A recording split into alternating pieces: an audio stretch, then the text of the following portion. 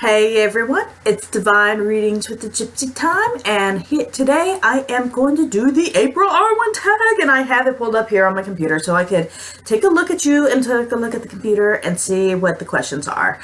And the first question is your primary reason for pulling out your tarot cards. The reason why I would pull out my cards most of the time is because I have a question. So deep, right? That is so deep. I have a question. Can I ask that question? Lord have mercy. To elaborate on that a little bit more than I have a question is when I'm really struggling with something, I really would pull out my cards with the issue I'm struggling with. I'll pull out my cards and I would ask and try to see if it can answer my question. Do you use tarot in any other way than reading? Spells, crafts, fancy hat making. Ooh, good question, Miss Arwen. I actually try to use my tarot for writing. Well, I am a writer and I do try to use the tarot for writing. However, I do find that divination is the best way for me to connect with my cards. I don't usually use the tarot as far as spells, crafts, or anything else, and as a tool for divinatory purposes, although I have tried to use my cards more recently for writing purposes too. If you use tarot as part of your magical practice, can you share some examples? Usually I just for the answer to that one, Ms. Arwen, I just kind of draw a card that I feel like it represents my deity or the energy that I need to work with, and I kind of meditate on the day, Ms. Arwen. How do you explain what tarot is when someone asks you?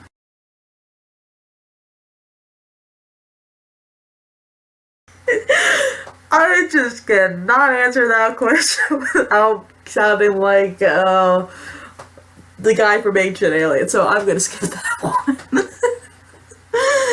And the answer is yes, aliens!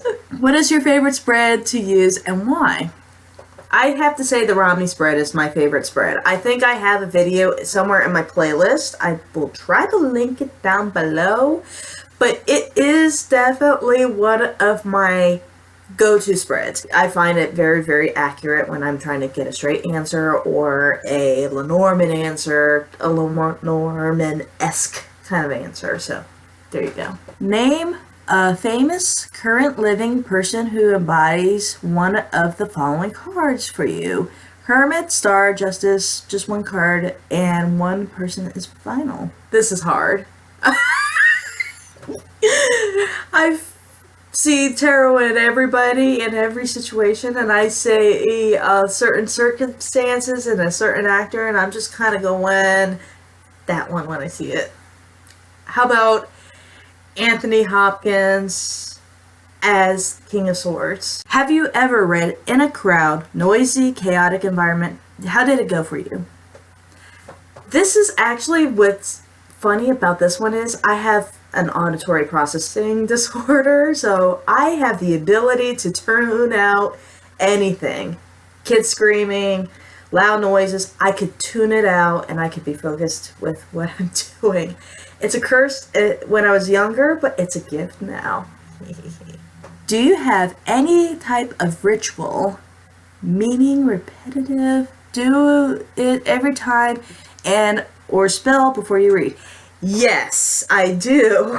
Every time I shuffle a deck, I have a mantra going through my head. I used to pray out loud, but now it's kind of more evolved that I have a mantra going in my head on the question. I have a mantra in my head that I'm focused on solely on the tarot question. Draw a card to answer this question. What is my next best step? Universe. Okay, let me go ahead and shuffle the cards. See, question 8 is starting to go into play now.